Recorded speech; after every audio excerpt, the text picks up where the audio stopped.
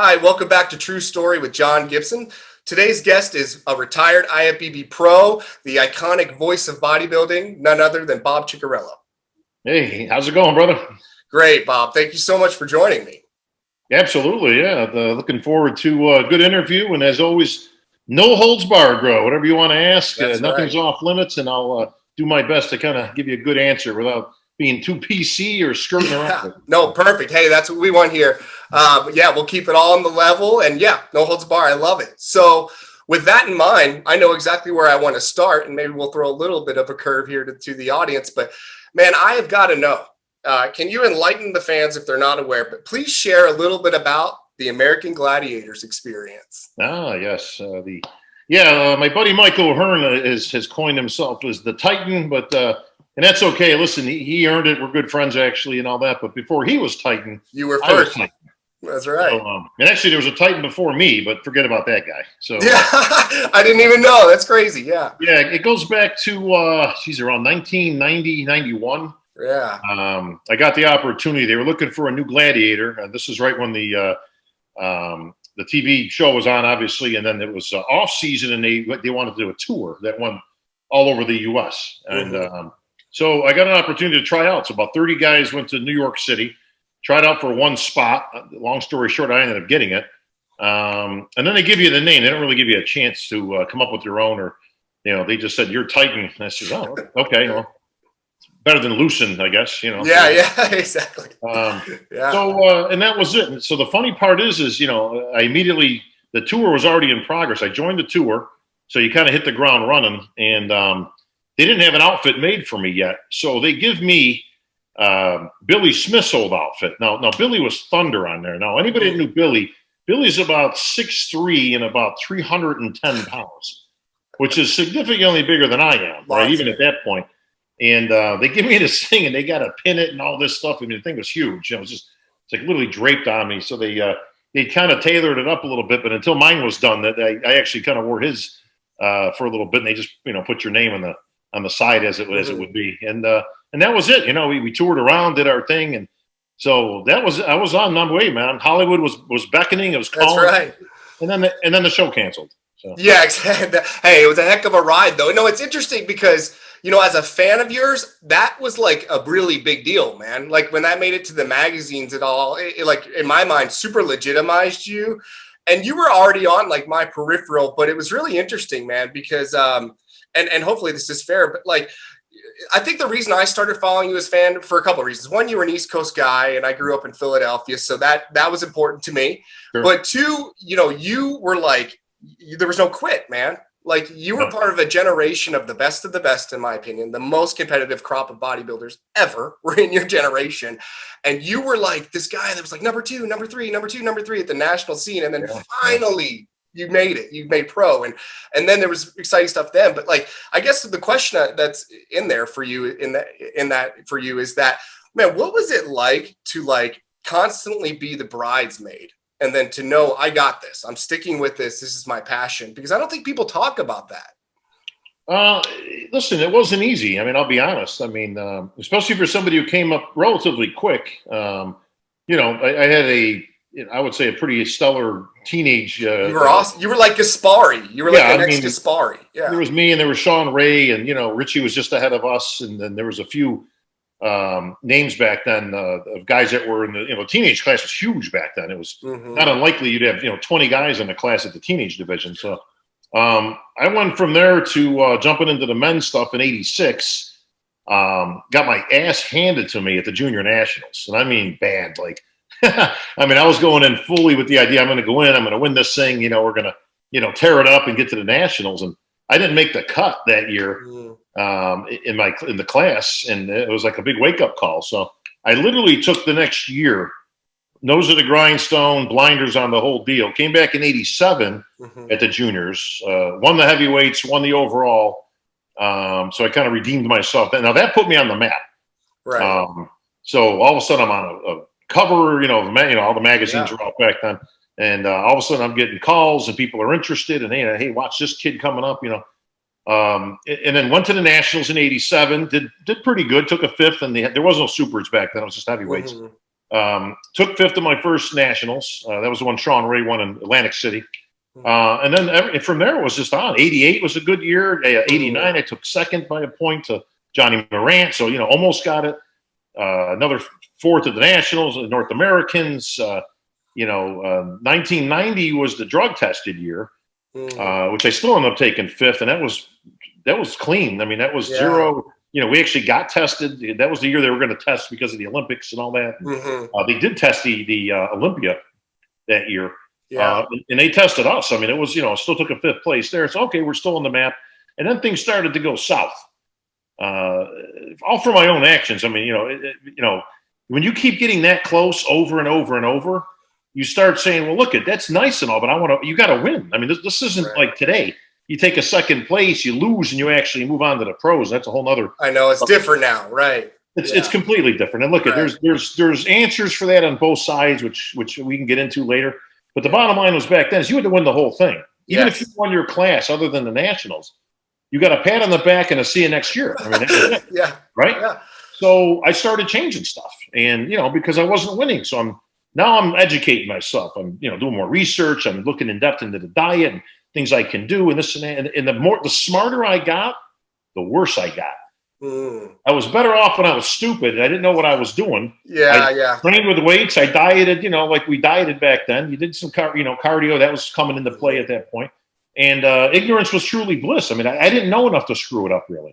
Right. But the smarter I got, the more I did have. Instead of juggling 3 balls, nice and easy, all of a sudden it's like those, like a circus. They keep throwing the guy balls. All of a sudden there's like 20 balls that they're juggling. Yeah. Now you don't know what's. So when something wouldn't go right, the problem is you couldn't figure out what the problem was because you had too many balls in the air. So, what was the problem? Was it a combination of things? Was it this? Was it that? When you had 3 going, it was only an X amount of things it could be. Now you've got 20 going, and guess what? Now you're guessing. And that just started the downtrend. All of a sudden, now I'm out of the top 5. I'm kind of scraping, still in the top 10. Now I'm barely making the top 15. It was literally a roll of the dice after that. So, it took a while, man. It was, from that point, from being the next great white hope, as it would be, and the much talked about 91 Nationals, which was the toughest show of all time, which still cracks me up, by the way, every time I see somebody talking about their stacked class at the Nationals. I know, it's very different. Like, let me show you. Let me put a screenshot up here. This is the stacked class. Okay, when you guys were in, listen, let's. I don't like comparing eras. Okay, I think it's unfair. Like, I hate when people say, and this is where me and Sean always have fun, because he's like, well, if these guys, were competing back then, they wouldn't have made the top 10, in the Olympian. It's like, look, they're not, okay? Right. That's the old, Babe Ruth was playing today. It's like, it's 2 different eras, 2 different things. Don't compare them. Nobody cares if the guy today could be competing in 92. Nobody cares. Yeah. No, you're right. It's just not a relevant argument, but it's tough because, this is a sport largely predicated on history, and it's all, and even I am biased, man. Even I am biased. Like, even I have a hard time not turning back to your generation of guys and looking at the Seans. I include you. I include guys like Tom Prince, Flex Wheeler, Chris Cormier's, all the big names, the Kevin Laronis, all these guys. That crop, that generation will never be matched again. Well, no, and I agree with that, because now, again, even though I don't like to compare eras, I will say, for the record, the physiques were better back then as a whole. The lineups were much deeper. Like we talked about that 91. I mean, you go all the way down to 10th place, and there was names in there. It's like, wow, this guy was 8th, this guy was 9th. Holy crap, Yeah. The lineups were the talent went a lot deeper, and that's for a lot of reasons. Mostly. It was far more competitive, but when I say competitive, a lot of people didn't turn pro. Like, from that show, okay, only the class winners turned pro. That's it. So, I know, it's crazy. It's pretty crazy. It's all crazy, right? But I'll think back to, and here's a throwback, right? Guys like Roy, was it Ledermeyer? Guys like this, never made it pro, but were one of the best ever. Arguably, Rory, Matt Mendenhall, of course, probably the number 1 guy. Had the worst luck of anybody ever in the history of bodybuilding. The guys he lost against was in a row was crazy, right? Edgar Fletcher. Yeah. And there were some guys that were just outstanding. Yes. That didn't make it. But listen, again, using that 91 Nationals, right? So that gets won by Kevin Levrone, right? Mm-hmm. Or yeah, Levrone wins that one. So that means that Flex Wheeler, Paul DeMeo, Ronnie Coleman, Matt Mendenhall, myself, Chris Cormier, right? I mean, you go. All of us had to now go to another show. Yeah, right. So that talent still, I mean, you might get 3, 4, 5 years to exhaust that talent of top guys, and that's while new talent was coming in. Right. So now keep in mind, there wasn't a super heavyweight, so everybody was in that class. There wasn't a welterweight back then. So again, the middleweights was a big class back then. And that's just the way it was. Listen, that if you wanted to be part of the best, that's what you had to do. It's so interesting. It's funny. So that leads me to the next question, I think. So another thing I really admired about your career is when you did turn pro, you maximized it, man. You were in every magazine. You immediately adopted a mentality where you embraced the internet. You were on the Get Bigs. You were on the chat forums. You were one of the very first people to ever do a vlog. And I don't even know if you're aware of that, but your War of the World series was revolutionary, Bob. Like, people don't give you the credit for this. I dieted for my one and only bodybuilding show in 2006 by watching your episodes every single week for motivation. Listen, I mean, at that point, you got to hit the ground running. Now, it's funny to think now because when I finally won the 2000 USA and turned pro, I'm 34. I think I was turning 34. Now, that was considered kind of old at that Isn't point. That crazy? Wow. Yeah, because now you got guys in their 40s which are routinely turning pro, and they go, oh, that's about right.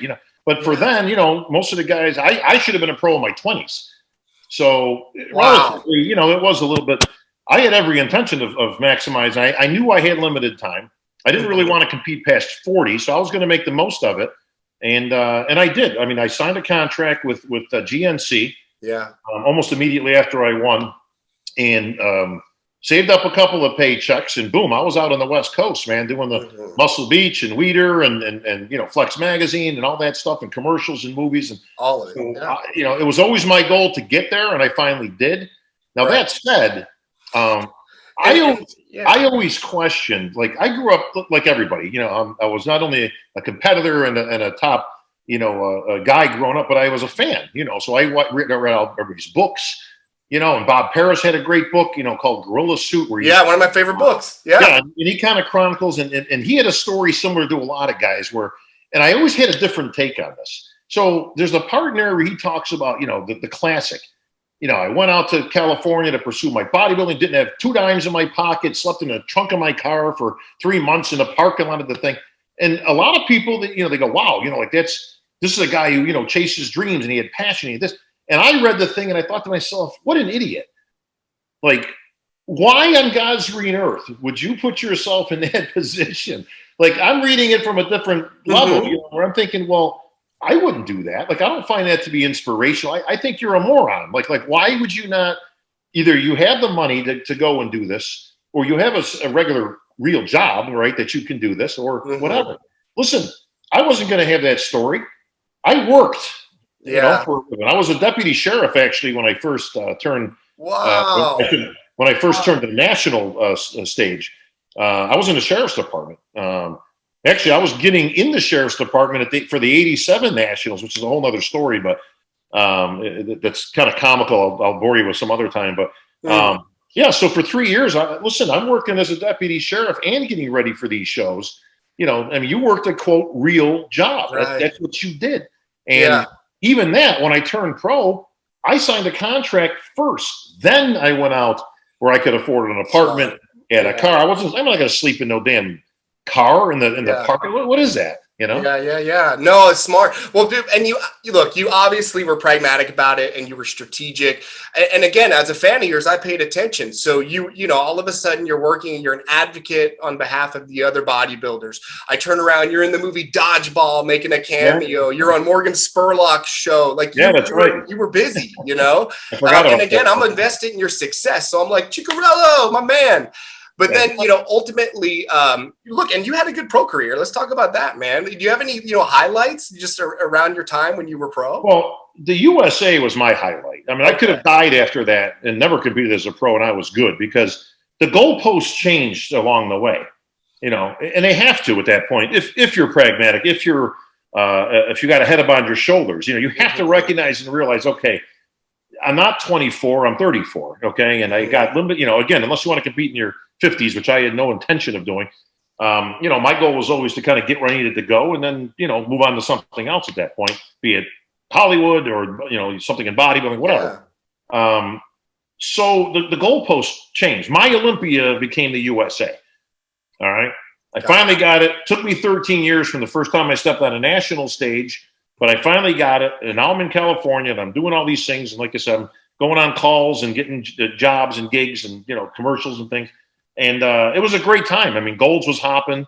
There was a lot of activity. I met with Weider. He gave me a contract. So now I got a GNC contract and a Weider contract. And I'm literally, hate to coin it, but living the dream. Living the dream. This is what you're doing, right? If you're a bodybuilder, this is what you want to do, right? I'm getting somebody's paying me good money to go lift weights. Yeah. Especially is it. To be aligned with Weider back then, it really meant something. Listen, that's when Joe was still, in the office, and he was getting older, but he was still there. And it was a traditional, Peter McGuff, God bless him. Man, yeah, what a loss. But, I've lost a whole bunch along the way here, but, and Peter recently, and my good friend Sean Perrine was there, we lost him a couple of years ago. But he invited me up there. Ironically, I just stumbled across an email. Literally, I was looking for some pictures for something they're going to do for the USA. And I actually came across the email that Peter sent to Joe Weider, copied me in on it, that says, hey, Joe, I think we should take a look at this kid. He just won the USA. I think he's got a good personality, blah, blah, blah. I just saw that earlier today. Ironic you should bring it up. So we scheduled a meeting, and I went to the Weider offices, which was like, Yeah. You walk up and it's exactly what you would think it was. It's this big building with pillars and this and that. Yeah. You went up and there's sculptures everywhere, and there's Joe in his office, this huge table. It's like something out of the movies. It was this big, long, 40-foot table, all ornate and everything. And there's Joe at the end with pictures all over the place. Come on in, the whole thing. And he instantly took a liking to me because I was from Rochester, New York. Now, that wouldn't be of any significance other than the fact that Danny Padilla was from Rochester. New York. Hey, Danny Padilla, the giant killer. Yeah, you're from the same area. They got running water up there, the whole thing. And I'm like, yeah, Joe, how's Danny doing? Yeah, the whole thing. So, and he gave me a contract, signed me up, and off to the races I was for the next, basically 6 years. Listen, I did okay. I won. I only won one show, which was my last one, which was was actually by design in terms of that was what I was trying to do. Oh yeah, hey, nice, yeah, go out with the win. Right. Well, that was the goal. So, and then luckily, because that's when we were doing the War for the Worlds series that you were talking about. Yeah, so that was revolutionary at the time. We were hoping for the big finish, and we got it. But before that, listen, I took second to Marcus Rule at the Night of the Champions. Kind of Beauty and the Beast, as it would be. You can figure out who was who. For sure. And that qualified me for the Olympia. I went to the Olympia in 2002. I thought I could have placed a little bit better, but listen, first Olympia, and it was Joe Weider giving you the medal and the whole thing. That was cool. Yes. I competed for a few more years, had some decent finishes. And then interestingly, the last show I did, I was going to turn 40. They came up with this Masters Olympia, which was now the Masters World Champion, blah, blah, blah. I'm like, all right. So we decided to do this video series now by this time I had gone to bodybuilding.com, which was funny at the time because I got chastised for that bad. Really? Well, think about it now. It's 2003, I think. So I'm with GNC, which is GNC. I mean, that's the top dog. And, I got a pretty decent contract, and I'm the face of the pro performance and all that stuff. And I left them to pursue this contract with this company that nobody ever heard of called bodybuilding.com, based out of Boise, Idaho. Wow. Now, this doesn't seem like anything significant today, but back then, the internet stuff was just kind of coming around. Nobody, it's like bodybuilding who? And so people thought I was nuts for leaving GNC for this .com company. Amazing. They weren't really being embraced at that point because, you had brick and mortar places like GNCs and vitamin shops and things like that. And now these guys are starting to take a little chunk. And I could see the future coming. So I signed with them as their spokesman, which turned into a 7-year, face of the company, probably the best deal I could have made. And then it's funny because, listen, you got to use your tools at that point to see what's coming. And I decided that somewhere around '02, when I went to the Olympia, it dawned on me that I probably wasn't going to beat Ronnie Coleman anytime soon. I don't know what it was, bro. Something, an epiphany hit me, and I just like, you know, I don't think my mother thinks I should have beat him. Like she's of like, course, he's too big, honey. I like you better than like, Ma. It's bodybuilding. You're supposed to be big. I know, but he's just too big. You know, it's like, my mother thinks I should have won every show I've ever been in, bro. You know, it's we just needed her to be on the panel. You know, I like to tell the amateurs that when they start bitching about their places these days, right? It's like, but you know, listen, at some point there, like I say, it was very apparent that I was not going to be Mr. Olympia anytime soon. So my direction started to focus more on being a good spokesman for these companies and getting the gigs and the commercials and the movies and things, and starting to transition. So when I get to 40, Masters Olympia comes up. I'm like, I'm in. We're going to do we decided to do this video series for views, to get interest and get people to come to bodybuilding. So we did this 12-week, journey, War for the Worlds, we'll call it, blah, blah, blah. It was cool and it was interesting. And I ended up winning the show. Now, this was interesting because now this is 2006. All right. Right. At this point, I'm already hosting the Olympia. All right. So I had gotten, I had been emceeing for years and gotten bigger. They finally gave me a chance. I think it was 05 or somewhere around there when I did the press conference with Triple H. Yes. That was fun. And then, it was a lot of fun. And then they transitioned and they gave me a shot to host it. And so the funny thing is I win this show and I'm going to be done. Right. Thank you. Good night, everybody. And Robin Chang actually came up to me, who was directing the Olympia at the time. He says, "Hey, nice job, champ. Congratulations. What do you want to do?" And I'm like, "What do you mean?" And he goes, "Well, that win just qualified you for the Olympia. So do you want to go in as a competitor or do you want to continue to host it?" And I'm like, "Oh." You had to make the decision. Yeah. I never even was thinking about that. It was just, to me, it was like I say, hopefully if I win this thing, I'll go out on a high note, with my hand raised in the air and it's pizza and beer, Sure. Yeah. So, I took about 1.2 seconds to think about it, and I go, "Nah, I think I'm going to keep the microphone." Listen, you got to be realistic at that point. Yeah. Listen, even if I did real good that year and got my shit together and this and that, what was I going to pull out? A 9th or a 10th? Listen, top 10 in the world's great, but I can go buy a brand new tie and transition at 40 years old. Where you going? You know what I mean? I was like, nah, I think this is a better path for me. And I've been there ever since. This will be my 15th year at the Olympia. And I'm so glad that you told the story in that way, because I mean, really, that was truly where I was hoping to lead the discussion to, because I feel like, again, compliments to you. You made that transition, with the exception of maybe Sean. I think you two are even better than most, for sure. Very few bodybuilders. I think it's two things. There's a compliment for you in this, and that you were objective enough to, like you said, you knew your strengths. You knew the best case scenario could be maybe 8th or 9th or something, or you could lead with your brain and your voice and these gifts you have and contribute in that way. So huge compliment to you for that. But let me ask this. Just from a bodybuilding sense, right? Like a lot of us, men, women, I just say us to be fair, but let's say we're struggling with a little bigorexia in this, right? And closing the chapter, and maybe it's not that extreme, just this maybe just having a body image of being 220 pounds plus, whatever that may be, right? Yep. When you transition out of the competitive years, you didn't have any problem, man. You just went into, you re-transitioned your focus. What advice do you have for the other people that are maybe not ready to let go of the physical side of that, That's a challenge, and it's a challenge for any athlete. I don't care what you're in. Bodybuilding, this, that. We're not here to discuss whether it's a sport or not. Listen, bodybuilders consider it a sport. That's all that really matters. Huh? Sure. Whether it is or isn't, who cares? It is. Hey, competitors compete. It's a sport. I mean, and listen, it's our sport. It's what we do. The problem is like most athletes, it's a difficult transition. When it's over, it's over. Yeah. All of a sudden you go from I've been doing this forever to I'm done. And most people got to go out kicking and screaming. Yeah. All right. This is not a sport that most people. And this is why, just circling back to that, why I decided I was going to make that my last show.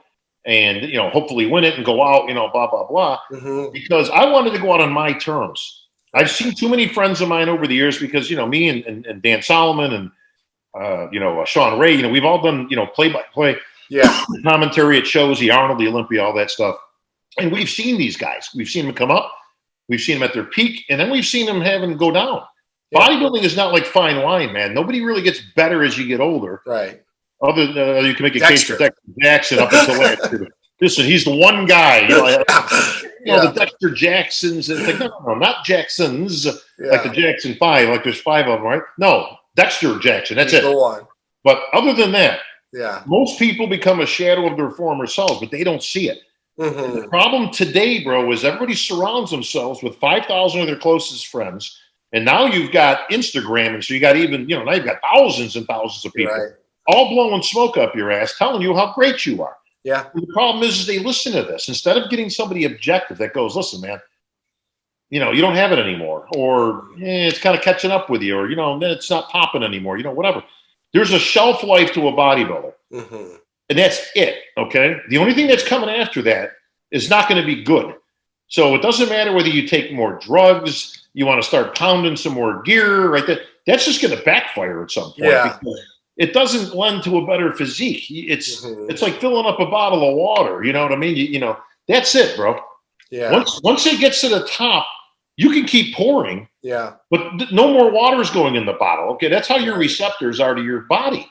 Yeah. So when people say, wow, this guy's just running a shitload of gear, it's like, look at, if he is, he's just wasting a lot of money then, because most of that ain't doing anything except the opposite. That's where you get the problems. The physiques, the waist gets crazy. Yeah. I've said for years, if you follow any of my stuff, I've written articles on people, insulin. I've said for 20 years now, I've said insulin will be the worst thing bodybuilding's ever seen. It'll destroy more physiques than you've ever seen. And people say, well, why is that? And I says, well, mostly it's because of the food. Right. Now, the idiots online, of course, would laugh at that. Oh, yeah, that's it. Yeah, it's the food. Yeah, that's it. It's like, look at regular stuff's been around forever. Nothing's new, bro. Right. NECA and Test and Winstrol V and this and that and Equipoise. I can go down the list. They've all been around since the 60s. Right. There's nothing new there. It's the same stuff. And if anything, you can make a better case that it was better years ago. Right. Before all the counterfeit stuff came in. Exactly. Yeah. All the black labs and all this crazy stuff. Yeah. But the bottom line is the only thing that's ever come around, there's only 2 things that have come around in any kind of recent history. And it's GH, which to me is highly overrated. Highly. And insulin. Now, GH has been around for a while. Again, that's not exactly new. You didn't see any. GH was around in the heyday of the quote 90s, where everybody thinks we need to go back to those physiques. Those guys had better physiques than today. GH was in full force. What wasn't in force was insulin. Right. Now, insulin ruins bodies. And from the trend I've seen, the first time you use it, it will actually do a lot for you. Like you see people blow up like J.P. Fuchs years ago, and then Fedorov, remember from remember when he came in, all of a sudden, Monster. Oh, crap, like this guy's giving Ronnie and Jay a run, right? That after you take it the first time for whatever reason, I'm no expert on this stuff, okay? I'm like you, bro. I'm a guy in the gym, I'm not a doctor, I don't know. Yeah. I'm not a gearhead. I don't know that stuff. Yeah. Anytime I've ever seen anybody go past the first time, their physique starts going haywire. The waist starts getting bigger. Exactly. Yeah. It like blows them out. It's weird. It blows them out. Now, and people say, why is that? It's like, because it allows you to consume an off-season diet while you're in shape. That's why you get the stomachs that are out there. Remember that was going around for a little while. And then finally it's kind of come back a little bit. You still see it a little here and there. But that's where it's from, because you can consume all those calories. Yeah. But still get in contest shape. That's what it allows you to do. Unfortunately, it's at the expense of your physique. Exactly. So I've told people to stay away from. You don't need it. It's not going to help you. Right. It's crazy too, because there's like, and again, it's just a humble man's opinion here, but there is a point of diminishing returns. It's like, tell me the difference between a 260 and a 280 pound bodybuilder, like to the average person. Well, to your point, okay. Now I interview a lot of the top guys at all these events, right? Me and Phil Heath, we've been doing like a tour at the UBU Expos. Dallas, Orlando. We got one coming up in Phoenix. That used to be the Europa shows. Now they're the UBU Expos. And I asked Phil the same question I asked Ronnie Coleman and pretty much any of the other top guys. I always ask them, like Phil, I says, Phil, if I were to line up 7 Phil Heaths, each one winning their respective Olympia, Okay, so whatever those years were, from 11 to, okay, who wins? And don't say Phil Heath. Okay, we all know Phil Heath wins. Right. Which physique wins, right? Every single guy has answered the same thing. I asked the same thing to Ronnie. Right? Every guy picks the first year. Interesting. Now, arguably, that's their lightest year, right? People are, Tom Prince, who I'm very, very close friends with her. Tommy, which physique did you always like the best out of your career? He says, when I won the Nationals. Really? Not his night of champions? No, no. He picks the Nationals. Now, what's the common denominator? Everybody's physique was at probably their lightest at that point. Ronnie was only 248. 248 when he won the first Olympia, right? Yeah. Okay. Listen, that was 1998. Yeah. Out of all those Olympias, and we saw some crazy Ronnies in there. We saw a big Ronnie, remember, in 03 or whatever it was, and he was like 280 pounds. Yeah, almost 300, yeah. But the best Ronnie Coleman was at his lightest, and there's a reason for that. Bodybuilders generally don't get better as they get bigger; they get worse. Because the only thing that's going to grow, if you got the talent and the genetics to get to that level, to get to the Olympia level and do reasonably well, okay, you're pretty much tapped out after that. Yeah. All right. In terms of, listen, nobody gets to that level and then makes these huge improvements. Right. Yeah, exactly. Right. Like I said, exactly. You're already pushing the end. The only thing it's not like you were holding back. Yeah. No, that's, I used to laugh. A good friend of mine, Jeremy Freeman, years ago, he turned pro years ago at the North. I remember that guy. Big broad guy, blonde hair, right? This and that. Now, his arms are always a little weak, like his tries really up and down, right? And he says, I used to laugh because people used to come up and when I turned pro, they go, oh, bro, if you just bring your arms up, man, I think you could do some damage. And he goes, what do you think I've been doing for the last 20 years? What do you think? Like, I got a mirror that's this big. I can never see my tries. Oh, holy shit. I better start working on those. Right. It's a genetic thing. He goes, look at it. If I could have got them bigger, I would have. Of course. Yeah, of course. It's this mentality that goes where most physiques, again, they get worse as they go. Yeah. Again, going back to your original question, which was 20 minutes ago, what advice would I give these guys, when they hang them up or girls, for that matter? Sure. It was an easier transition for me because I was already involved. Yeah. So I never really left the stage. I just put a different suit on, Yeah, true. For these people, it's a sudden, boom, all of a sudden you're out. Yeah. Because most people aren't invested in anything. They don't have really a plan B not even a plan B. It's like, what's your future plan? What are you going to do when you stop competing? I mean, listen, almost nobody makes a living from this. Right. This was not a, quote, sport. This isn't now people say, oh, but why do you say it's a sport then if, you can't make a living? It's like, there's a difference between mainstream sports, okay, and what we have, okay? We're not a mainstream sport, okay? So, no, there isn't money. Yes, there have been those of us that have been fortunate to have contracts, okay, but nobody in this earth, Mr. Olympia himself, makes a living from the actual sport itself. Right. Unless, listen, if you're Big Ram and you can live on $400,000 a year, which is pretty good money and where I come from, then yes, he's the one guy. Right. Second place was 150. Yeah. Well, 150 is okay, but let's not get crazy. I mean, unless you're living, decently, I mean, you're not. No, yeah, absolutely. How far will that take you if you have a family, a home, obligations, and then your own preparations? Yeah, it's taking you to a second job. You know what I mean? Right. Supplement contracts, endorsements, things, guest appearances, blah, blah, blah. They all lend. And there's some people, a very small amount, that make a very, very good living out of this sport. Right. But that's it. You have to recognize, what am I going to transition to? Am I going to be a trainer? Do I want to use my knowledge and, carry that on? Listen, I know some trainers that make some pretty damn good money if that's what you're into. Contest prep gurus, things like that. God bless them. But if you're interested, if you're invested in the sport in some other aspect, it makes retiring from the stage a lot easier. Sure. This is unfortunately what lends to a lot of the bitterness, though, man. And I've talked to a lot of guys over the years. They're just bitter. Yeah. They're bitter. It's a shame. Yeah, it's a shame. It's a shame because it's like, look, man, nobody forced you into this stuff. Yeah. But what do you think the sport owes you? Like, no, we should be making $1 million. Olympia should be $1 million. We should be making a lot more money than what we're making. Look if you want to make money from a sport, you should have taken up golf. Yeah. That's where I would have gone. Okay, as being a golfer for years. Okay, because I love golf. There you go. Well, let me ask this. Do you feel things like Athletic-Con or some of these other things that have been discussed, will help bring, money and, resurgence into the sports? No. No? Athletic-Con, with all due respect to those involved, has been discussed for 4 years now. It has yet to see the light of day. Okay, now I would love. Now let me clarify for the record before people single that out and start giving me all kinds of shit. Right? Listen, I'm all for him. First of all, I'm decent friends with The Rock. Okay, number one, we go way back to when he was just wrestling before he was The Rock, you know, and Dwayne Johnson and all that, when we were kicking around in LA. And Danny Garcia, God bless her, like I say, you know, she's one of our pros. It's a great premise, but it'll probably never see the light of day for a variety of reasons. So it's great for discussion. Sure. But it's not a reality right now. You know, we've heard these things for years. I've just seen a recent interview with somebody. Olympia needs to be $1 million. And I talked to Jim Mannion. I'm very close with Jim. We go back when I was a kid. I mean, I've literally known Jim 40 years of my 55 on this earth. So he's literally like a second father to me, okay? And I laugh because I say, hey, Jimmy, when's the last time somebody came up and offered to put $600,000 more into the Olympia? And he goes, I haven't gotten that call. It's like, you know, so it's nice to throw around. He goes, listen, some of these guys that throw around these ideas, my phone don't ring. Right. You have to have somebody say, hey, you want to get lunch? I got an idea. I got a sponsor that wants to. Listen, that money's got to come from somewhere, and it's got to get justified.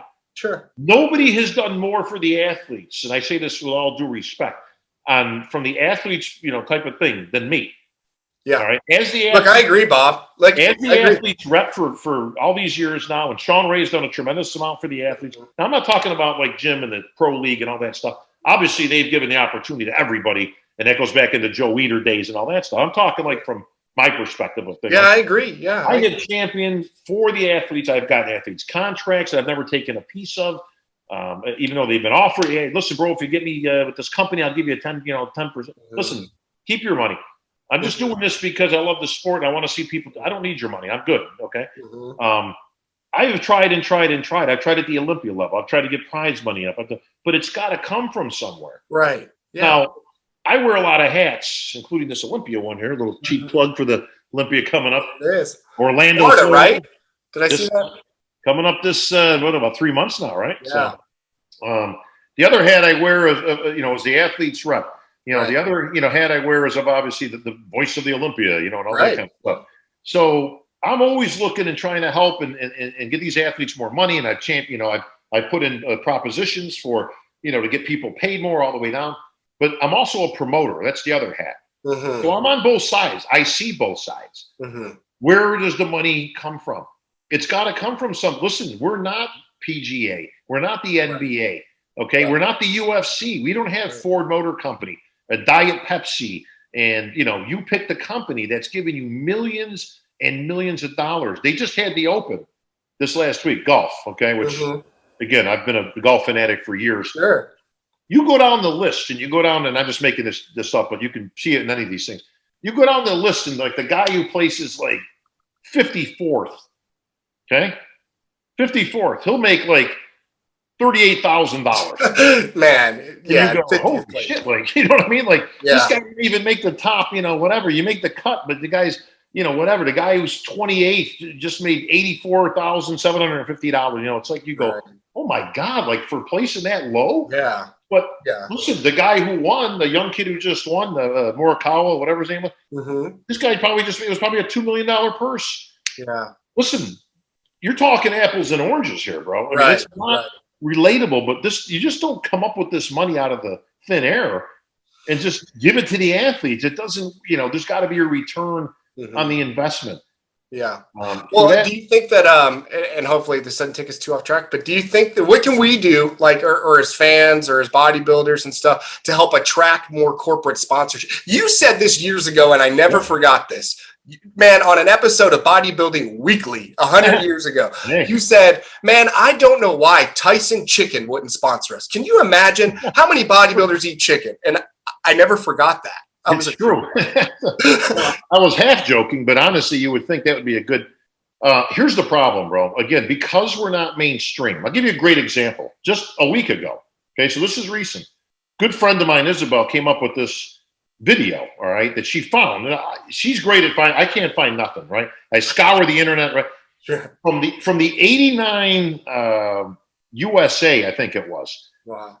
I did this piece for ESPN. Now ESPN was doing full coverage back then, right? And Yeah. it's up on my Instagram, so you can actually go there and you can watch the video. I just put it up last week, and it's me doing this interview thing, and it was an all-day shoot at ESPN at my house. I'm walking around Rochester, New York, talking all this stuff right back then, you know, and then they go to the footage, you know, and then, you know, there's you competing, and hey, we're down to our last two heavyweights. It's Bob Cicherillo and Johnny Morant. Who's going to win it? You know, the whole thing, right? Long story short is this. First, by the way, first time I've seen that since I shot it. Yeah. So Wow. 30 years has gone. I haven't seen that video. Amazing. Thank God for Israel. She found this thing, and I'm like, I don't know how you do it, but keep finding these things. Yeah. What a treasure trove of just 1980s, right? Yes. But the reason I bring this up is this. I got flooded with comments on my IG. Well, first of all, half of them are, oh my God, look at your hair, you know, and you know, stuff like that. But hey, it was the 80s, okay? So Right. but the second part is I don't understand. How do we have full coverage back in the 80s on ESPN? I know. And we can't get anything now? Yeah. My answer is it's a real simple answer, okay? Listen, they had the Nathan's hot dog eating contest on there with Joey Chestnut Yeah. a couple weeks ago. Now that thing is on, right? It got 10 million views, right? Blah, blah, blah, blah, blah. This guy shoving hot dogs in his mouth 2 at a time, right? Now, that's interesting, okay? People find it fascinating and it's stupid, right? But listen, it's interesting and people will watch it. Yeah. So here's the reason we're not on ESPN anymore. We don't have the kind of numbers to substantiate airtime. It's real simple. That simple. It's that simple. Now they said, well, how come back in the 80s they did? It's like we were new back in the 80s. Right. ESPN was just coming around, right? They had different things Yeah. they were trying to. They gave us a shot. Yeah. And guess what? The numbers came back. And when the Nielsen ratings come back and all that, and it goes, well, you know, it didn't get a lot of play. That's where your sponsorships go, okay? Right. I don't care. You could be playing tiddlywinks, okay, on there. And if it gets enough people, listen, you will get Ford Motor Company. Right. You will get some insurance company or farmers or this or that. Right. Any of them will spot. They don't care what it is because all they want is the traffic. They want the numbers. Right. So if you've got a rating that's sky high, that gets substantiated. Yeah. We don't get those kind of numbers because we don't have that kind of fan base. So there went the coverage, and then therefore goes any the quote mainstream money. Okay. So that's why we will. They keep saying, you know, when we'll get back on it. We're not going to get back on there. You know, it's like the same argument I've had for years with the when they used to talk about the Olympia in the Olympics.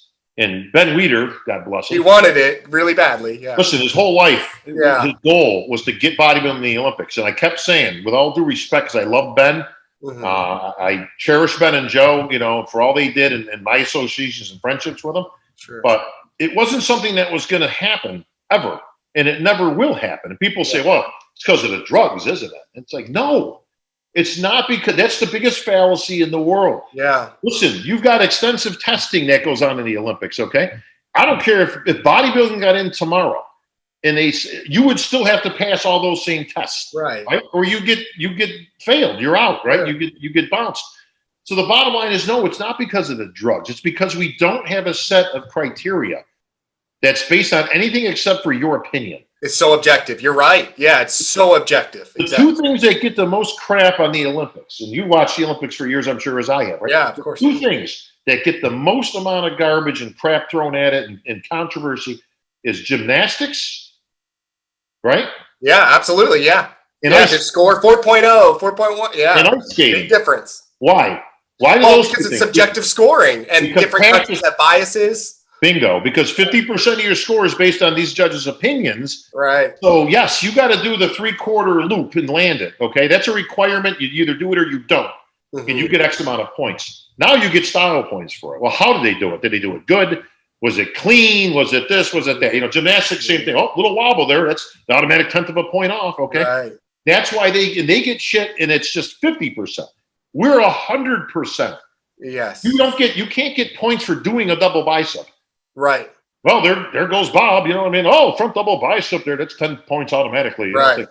No, you just can't go through the motions. Right. No, right. Yeah. Based on an opinion and your appearance. That's why bodybuilding will never be in the Olympics, because, listen, you could put bowling in the Olympics. I think they actually did have it in there. You know why? Because there's no controversy. Yes. Yeah. You either knock down 10 pins or you don't. Yeah. You either get the spare or you don't. I mean, there is no question. You don't get style points, right?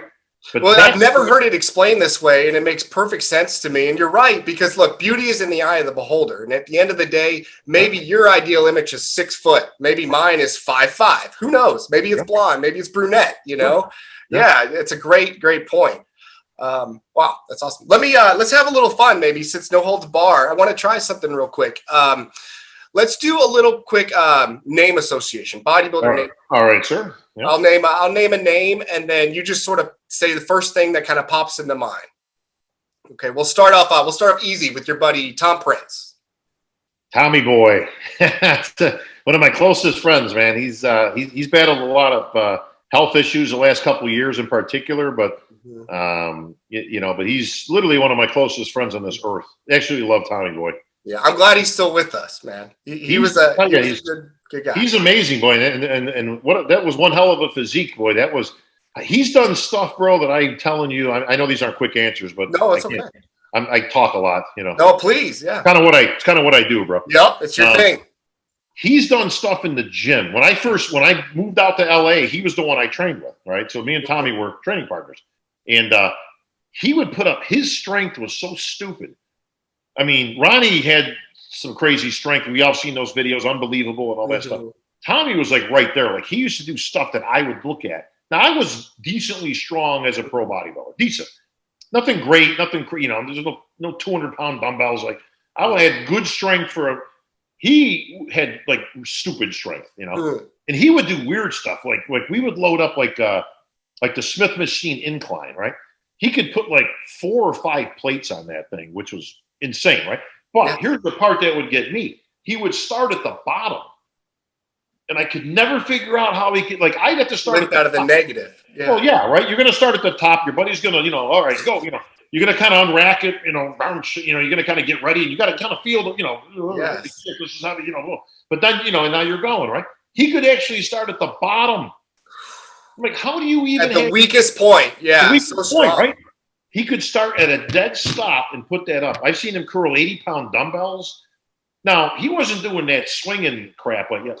Tommy was strict as strict could be. Yeah. So when I say he curled the 80s, like he curled the 80s, his wrists were as big as my hands. I mean, this guy had some beef, man. But could have been if he didn't, and he self-admitted this, he kind of sabotaged his own physique, to a point.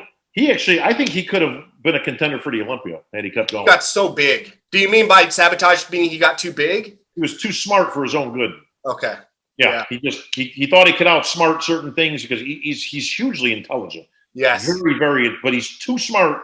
Remember I was telling you before when I was better off when I was stupid. You know what I mean? The smarter I got, the worse I got. Yeah. He's kind of the same, obviously, to a different degree. But that third place at the NOC he took where he probably could have won. Yes. That was a show, man. That was a hell of a physique, man. I tell you. Yeah. Awesome story. So how about let's talk about Brandon Curry. There's another guy I think doesn't get enough props. Brandon is a modern day Lee Haney to me.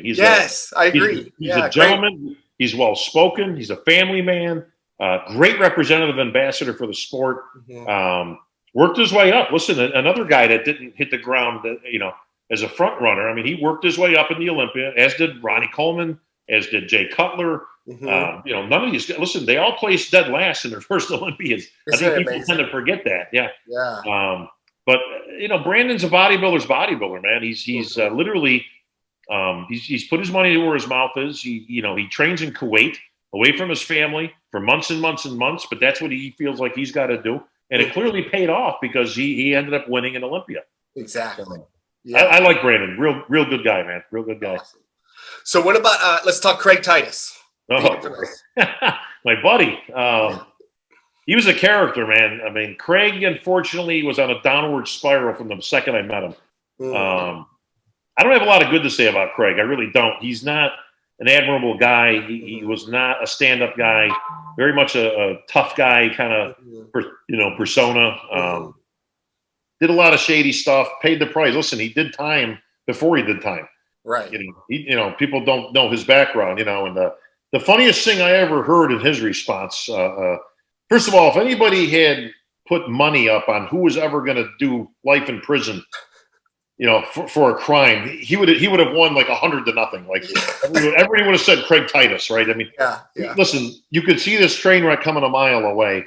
And the further he got away from his roots of bodybuilding, because people tend to forget when that last year or so, when they, him and Kelly kind of went off the rails, and all, he wasn't even a part of the league anymore. He had stopped competing. Both of them did. They were going to go start their own league and all this weird stuff and all that.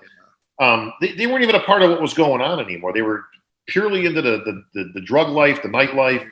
Not a very good direction again. But the funniest thing I ever heard in response to Craig was when somebody asked him why they moved to Vegas. Because they were in LA for years, part of Gold's Gym and all that stuff. He says, well, why did you move to Vegas? And his answer was, and I quote, to get away from all the drama. And I thought to myself, you are the drama. What do you, to get away? You're it. Yes. Funny how it followed you there, isn't it? But it was sad. It was sad because he did have promise as a, especially early on. He's another guy, again, great physique as an amateur, good-looking guy. He's on every magazine cover in the world, right? Got all the chicks, blah, blah, blah. Placed very well, did good. But the bigger he got, the worse his physique got. Stomach started to blow out, this and that, this injuries and things. But it was sad, honestly, sad from their own perspective, and more so to the girl that they end up, killing and all that stuff. So, but it's sad but predictable. Yeah. Thanks for sharing. How about your buddy King Kamali? Oh, the King, my Mama Luke brother. Yeah. Let me tell you, King. I met King. Geez, I want to say it was like the 97 or 98 Nationals, I think was when he first met. Because I knew Jay, actually. And I remember me and Jay, it's the first time I ever seen King. So I didn't know who he was or anything, but he was very intense. He was like pacing back and forth backstage, and he had this Terminator. Is he a teenager at this point? No. He's like we're at the Nationals. Like, okay. He's at National. He's wearing Terminator. I want to say it was like his first national outing, right? Okay. And I remember looking at Jay and him looking at me like, what's this guy all about? This and that. And I don't know. I don't know who he is, but he's pretty focused, So and neither one of us ended up. I think Jay actually won that show or turned pro there, but it was not until '99 actually I would see King again. Now, '98 was a bust year. I actually destroyed my back playing baseball of all things. Oh wow! And snapped my L3 L4 discs in half. Wow, I had no idea. And so it was pretty bad. Where it's like I had to get the surgery. It was going to be a problem. That type of thing. So I was getting ready for the USA, but in '98, I was kind of still trying to get up there. At this point, get my pro card. But so '98 turned out to be a bust. Had the surgery. I came back in '99 and to a second place finish. Now coming off the back surgery, I was down a little bit in weight. So I was actually able to go in the heavies instead of the supers. I was right about on the line, So it just literally was like losing a few more pounds, but I knew I'd be in shape. And I had teamed up with George Farah, who's from my hometown, in my gym, and we got ready for that. So in '99, so it comes down to me and King. Now at this point, we kind of, got chatting backstage, and he actually turned around at some point and he goes, "Mr. Cicherillo," and I'm like looking around for my dad, I'm like, me? He's like, hey, I just wanted to know, I always, I looked up to you, I had a bunch of pictures in my locker, and actually you were one of them. And I'm like, oh, Jesus, I'm 100 years old, you know what I mean? But ever since that time, we just struck up a rapport, and we started chumming around, and he ended up beating me there at the '99 Nationals. So he got his pro card, and I would go on to later fame at the USA, which he was actually a part of. So it was kind of like a Rocky Apollo Creed kind of thing. Oh, cool. He actually came to look at me in the hotel room. So now we skip forward to the USA. So at this point, if I ain't gonna win this, bro, I gotta be done. I'm second at the Nationals. I'm gonna be back in the supers, because obviously the only reason I was able to make that class is I was coming off the surgery, and I had no business even being on stage. I remember you were ripped, and if I remember correctly, you were really dark. Your tan was real dark, and your legs were shredded. I was pretty diced up. I was just under the cutoff, so I'm around, 219, 220-ish, somewhere around there, and I was sliced up, but I got myself in shape. We kind of put a plan together. Okay, I'm back on the map, so I figure I'm going for it. And a lot of the people, one of the judges in my area, he actually wanted me to wait until next year's Nationals. And I'm like, fuck that, man. Listen, if this ain't my time, first of all, I don't want to be the Nationals winner, really. I always want to be Mr. USA. Yeah. It's got a better ring to it, bro. Yeah, heck yeah. So, and I'm like, no, I'm going to USA. I'm winning that show. This is it. I went there, but so King was there. And, now by this time we're buddies. Like, we're killing people online on Get Banned. You were too, man. We're the Mama Lukes, and all this crap. And, we're having a ball. But, he was a part of my training and all that stuff. So we get there. He's making bets with like Lonnie Teeper from Iron Man magazine that if I don't win, he'll wear a dress at the Night of the Champions and all this crazy stuff, right? So he comes up to my room and he's like, let me get a look at you, right? So, I throw the trunks on, I'm hitting poses, and he's like, man, bro, you're like on the money, like this is it, man, like you're gonna win. And he says, hey man, those aren't the trunks you're wearing, are they? And I'm like, yeah, they're just basic Andreas Colling, whatever. Yeah, right? yeah. And he goes, yeah, he had the mail order ones forever. That's right. Yeah, well, that's what you got, right? I forgot. Yeah. And he looks and he goes, nah. He says, you can't wear those. I go, well, that's all I got, bro. He's like, hang on a second. He disappears. He comes back with a bag, and in there he's got his trunks from the Nationals. Now he's got the CJ Elite custom, glittery, not black, the whole thing. And he pulls these out and he goes, hey, and he throws them to him and he goes, hey, man, try these out. And I'm like, of course, something like, hey, yo, I can't wear your colors, man. Yeah. And just wash them before you get them back, man, So I tried them on. They fit great, I'm like, yeah. He's like, now that's a USA, Mr. USA look right there. So I wore those trunks. So the trunks I got on in there were King's. Awesome. He had, let me borrow, which I still have. Never gave them back. Yeah. Well, you wanted them. I get it. Those are yours now. But, and, of course, I go on to win the supers and then the overalls. And, of course, the rest is history. But that's my buddy, man. I love King to death. I do anything for him. I mean, he's kind of reinvented himself as a top trainer now. He's got all kinds of people. He's very knowledgeable, man. That kid knows his kid. He's what, 40 something now? Yeah. We're all kids when you're 55, bro, right? Everybody's a kid now. So I got one more for you, and this is another person that I think her impact is huge in the bodybuilding community, but I don't think we're talking about her enough. But Bev Francis. Bev Francis was interesting to me. As somebody who came up in the era that I did. Now I started competing in '79. Okay, so that's how far back. At 13 years old, that was my first show. So I caught the end of the 70s, mostly obviously in the 80s teenage stuff, and then the 90s national stuff, and then obviously into the pros. So I've seen it, but I was a huge bodybuilding fan. Right. You name it, I've seen Pumping Iron 10 million times. I've seen, Stay Hungry, any Arnold flick, of course, and all that stuff. Right?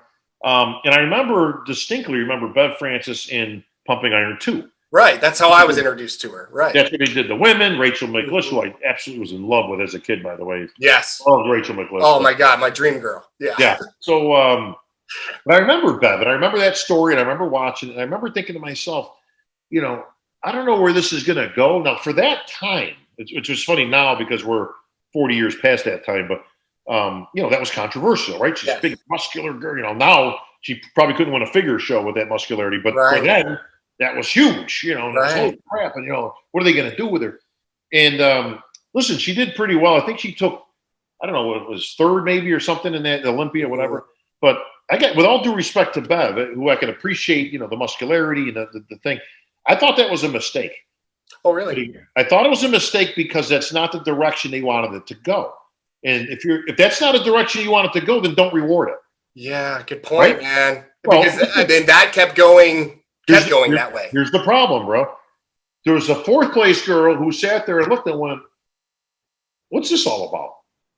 Like, is this what you want? So listen, the fourth, fifth, sixth, seventh place girl, right? They all look and go, oh, okay, so I got to get bigger to compete. That's where they're going, right? And that starts the ball rolling. And as you know, it was nothing but problems ever since with the Miss Olympia and the look, and they're getting too muscular and blah, blah, blah. Yeah.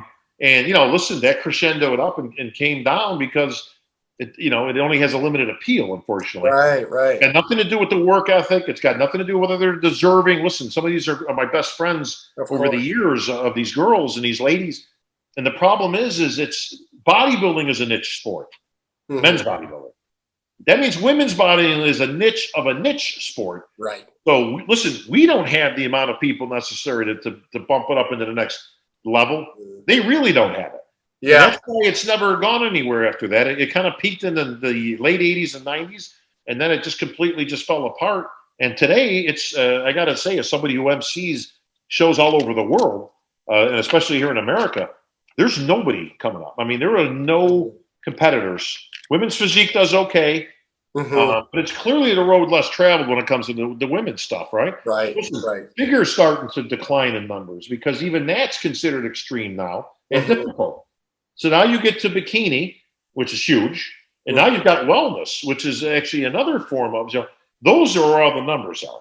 Yeah. If we ever put just hypothetically, if we ever put a beach bikini thing in there, that type of thing, like a Hawaiian tropic, that would make the numbers of bikini look like nothing. Trust me. Yeah, it would triple. Yeah, I agree. Oh, yeah.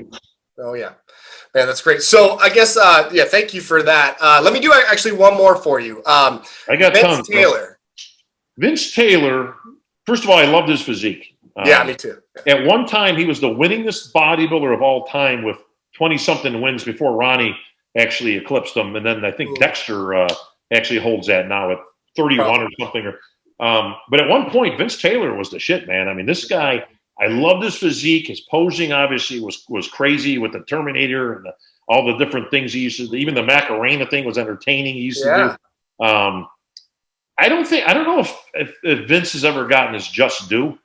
I think he's a little underrated when people talk about the greats of all time. I think his name is left off the list sometimes, overshadowed. And I don't think it's for any particular reason other than there's just, listen, when you think of the greats, you come up with the same names everybody does. Well, back when, Flex and Sean and Kevin and, Jay Cutler, and, you start throwing these names, and he's just one of those guys that, again, his name isn't brought up as probably as much as it should be, but what a talent. I mean, in this day, this guy's like 60-something now. I know, crazy. You got to see the physique he's still got. We gave him a Lifetime Achievement Award the other year at the Tampa Pro, the Ben Weider Lifetime.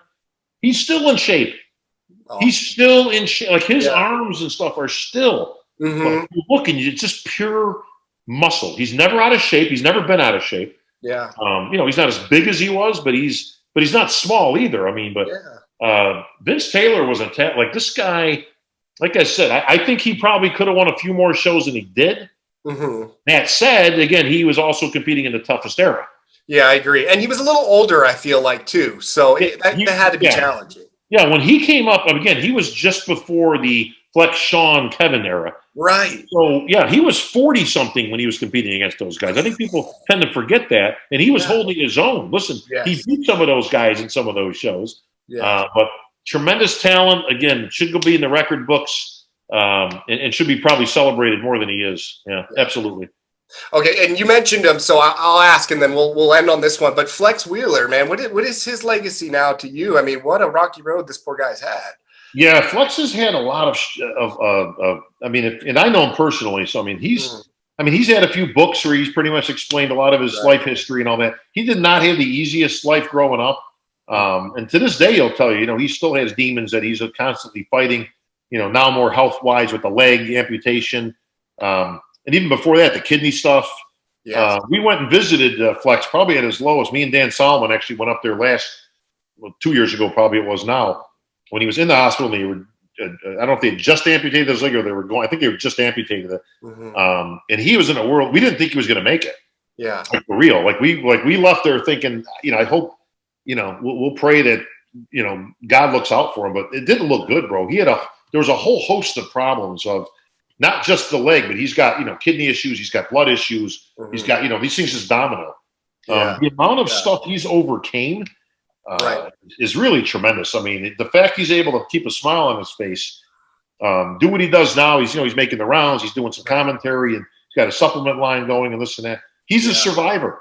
Yes. It's that simple. Flex is a survivor. He finds a way. He manages to get through it. But what a tremendous physique. I was actually debating Flex to Flex, about which one of his physiques was the best. What do you think? Well, here's the thing, and I'm torn because the 93 Flex was absolutely insane. But he contended the 98 98 flex. I was going to say 93 or 98. Had to, yes. That's go the ahead. one where he's got like that. The physique he displayed at that English Grand Prix was sick. It's him and Levrone and Ronnie. You'll see it. I think I got the I'm right. going to look it up. You can't miss it because you look and there's a side chest from all three of them that you just look at and you go, good God, man! Like these guys are insane. Yeah. I'm like I say, check it out, double check on me, but I think it was a 98 Grand Prix. I will. And that 98 year for him was like truly like in 93, you know, that freshman year, I guess, for him. I remember he was like the perfect like action figure and he still had his hair. And then 98, he was like the Sultan of Symmetry. It was like that. Well, and I still contend. Again, me and him were actually fighting over it because I like that physique, even though he says 98 blows that 93 away. Now, he was bigger. I mean, he's got some muscle in 90. I mean, he's ripped, he's huge, but there's that iconic kneeling shot with the back. The detail involved in there, just the symmetry in the port. I don't know how you beat this. Yeah. I think you can get different, but I don't know if you can get better. Wow. You know what I mean? Like that. Like he was just on point, you know, the whole thing. But, you know, it's like what I talk about like with Phil Heath, because he actually asked me a question there. He's like, well, he said something like barring Ronnie, taking Ronnie out of the equation, who do you think was the most complete, you know, Mr. Olympia of all time? And I said without hesitation, Phil Heath. Wow. Now, him and Shaw, you know, and of course they were going nuts, right? And I'm like, well, first of all, you excluded Ronnie. Yeah, okay, that's right, we did, you know. Because right off the bat, Sean, of course, goofball, he's like, what about Ronnie? I'm like, you just excluded Ronnie. Oh, okay, you know. Yeah. Listen, take Phil at his best. 0-11, 0-12, you know, whatever that was, you know, somewhere around there. He doesn't have any flaws. Yeah. He doesn't have any flaws. Like, listen, Ronnie, as great as he was, he still had a few things that you went, well, the calves ain't great, and you know, the side try is not his best shot. You know, the abs are not his abs. He had to hold in a little. Yeah. I mean, so you know, listen, you appreciate Ronnie for, you know, the greatness, but I don't know. Find me a fault on Phil Heath circa 2011, 2012. I agree. I mean, you know, people, and I'm not a pro, man. I'm not you know, but like people would criticize him back then and say, you know, narrow clavicles and stuff. And I would be like, I don't see it. I'm trying. I don't see it. Because they were nitpicking. Listen, I mean, everybody's got something. I mean, listen, nobody's perfect. Okay. Listen, you can go all the way back. Listen, Arnold had flaws. I mean, everybody had flaws, right? Sure. I don't care who you pick. I mean, it's not the nature of bodybuilding has always been not who's got the most strengths, but who has the least amount of weaknesses. And if you look at it from that perspective, it's hard to find a contender that was better overall. And I have to use it overall. Okay. Who had the least amount of weaknesses out of any Mr. Olympia ever? And I will contend with anybody. I'll have this debate all day long that it's Phil Heath. Pick one of those years, 11, 12, or 13. Any of there, I think was his best. The waist was small, the detail. But listen, his back, he could stand with Ronnie Coleman. I don't care what anybody says. Listen, you put those up next to each other, you got a contest. His hamstrings are better. He's got great calves. His detail. People also got to understand. Listen, I'm on stage with these guys. Right. I'm from here to my door over here away. Yeah. I see detail that even the judges don't see because I'm closer than they are. You know what I mean? The detail and the conditioning on these guys is insane. Yeah. Which I kind of get a kick out of because when I see all the reviews, and I did an article years ago. I can't remember if it was for MD or for Flex Magazine, but it was called Vantage Point. And it was an article about how the same show is viewed as it's almost like a crime scene. Like you interview 12 people, they got 12 different. No, he came from this way, and you know, oh no, the light turned red. No, it was green. You know, they all got a different vantage point. Yeah. And the premise of the article was depending on who you are, where you're sitting, how you're watching, whatever. It's a different show. It's different from the judges' table to the third row. It's different from the third row to the 15th row. Which is different from you watching it on your computer versus your high-priced TV at the house, you know, this and that versus the webcast on, you know, listen, it's different worlds. And that's why you get these fans that come out, oh, these guys are all smooth. And I'm like, smooth? I'm 10 feet away from them. Like, these guys are ripped. Yeah. Well, maybe you're not seeing that. Maybe the camera's not catching it, but Again, you know, bro, I was there. I was watching it. These judges suck. They don't know what they're looking at. It's like, look at the judges are 15 feet away from them. Trust me. You and your balcony seat are not seeing the same thing they are. Trust me, it's not. And again, that was the whole premise, because I'd fight with like animals, like me and King, would go online. We'd be fighting with these fools or these buck-toothed jackasses. Yeah. No, it's a great point, and people forget. And I mean, yes, the vantage point is going to be completely different in that theater or arena, depending on where you're at. But moreover, people give some respect. Like the guys on the stage, the judges are in front of the stage. They know what they're looking at, Well, like, often, and listen, the judges get a bad night. Listen, it's not easy being a judge, number one. I can tell you firsthand. It's a thankless job. But the problem is like, like every time we introduce a new division, right? Like I remember years ago, we came up with, women's physique, and we put that in there. And the first few shows, and I did disagree with the pro league in one reason. I wanted to start that at the pro level and work down. They decided they wanted to introduce it at the NPC and work up. Yeah. The reason that we had a disagreement on that was I wanted to control the narrative. I wanted to only put physiques in there that these are the kind of physiques that we want to see. At the NPC level, you're just subject to whoever shows up. Look, that's smart. Define what we're looking for here. Give a blueprint and set an expectation. Yeah. Well, here's the problem, right? So 5 chicks show up, right? And they compete, and somebody wins, right? And they go, and she's ripped to the bone, let's just say, right? They go, well, see, the judges don't even know what they're looking at. That's not even in the criteria. They said they don't want that. They don't want. That's what showed up. Right. That's the best of what you have.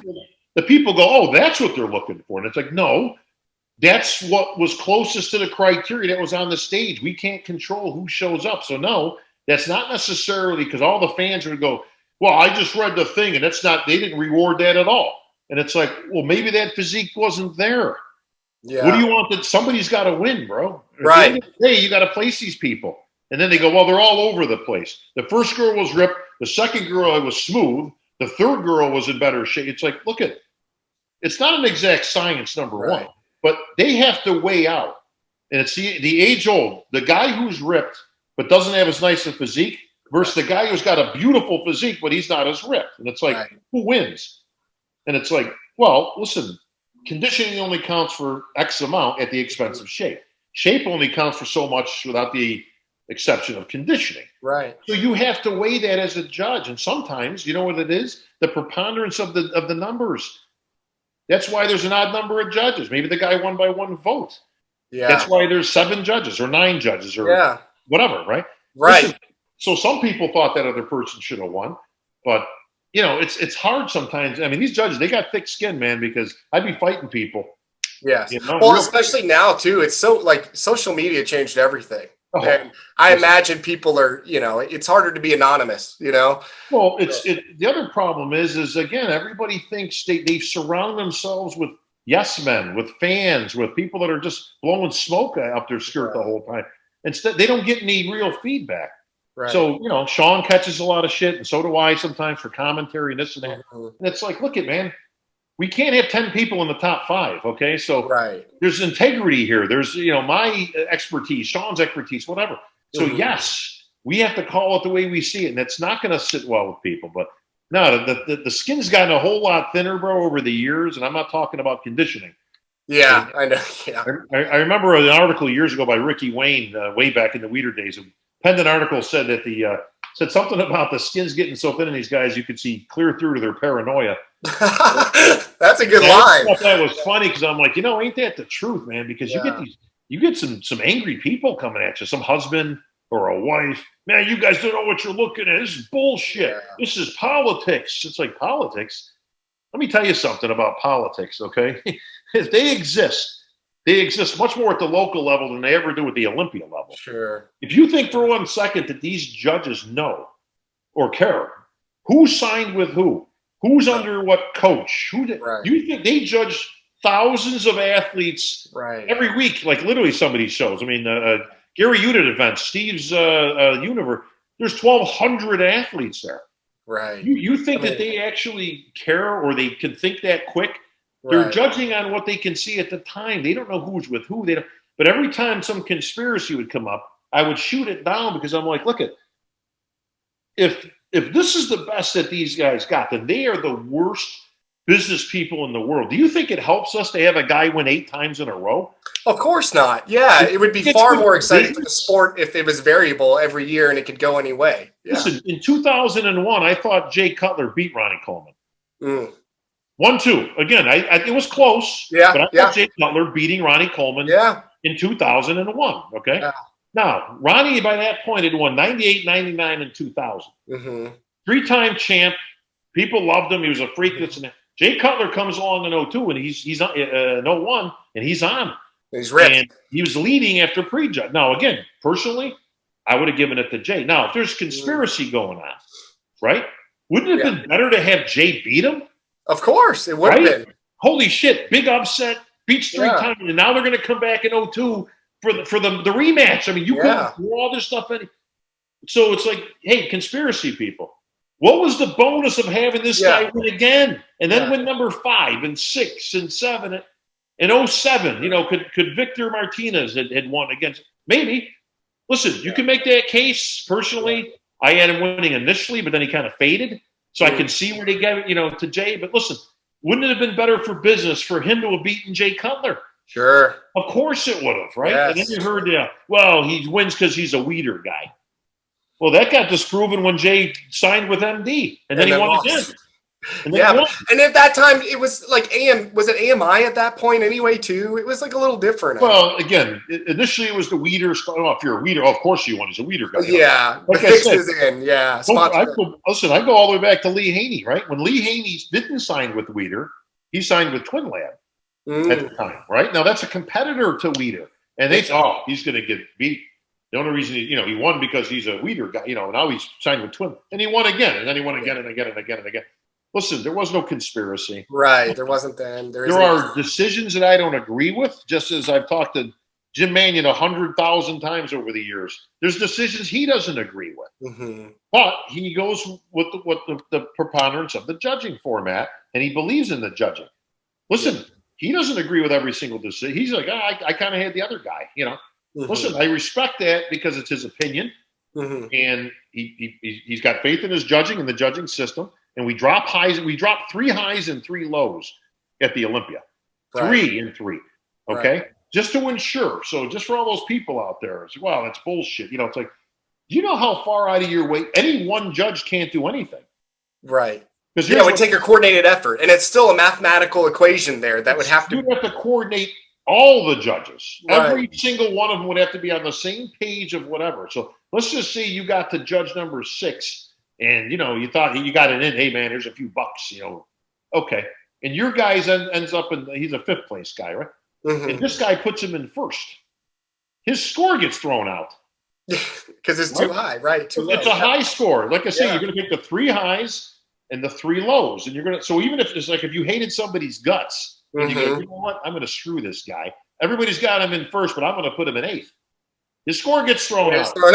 Right. So it's like you can't really do anything with that as an individual. So that this whole notion of like individual judges having any kind of pull or influence or whatever is complete bullshit. It's like it's impossible.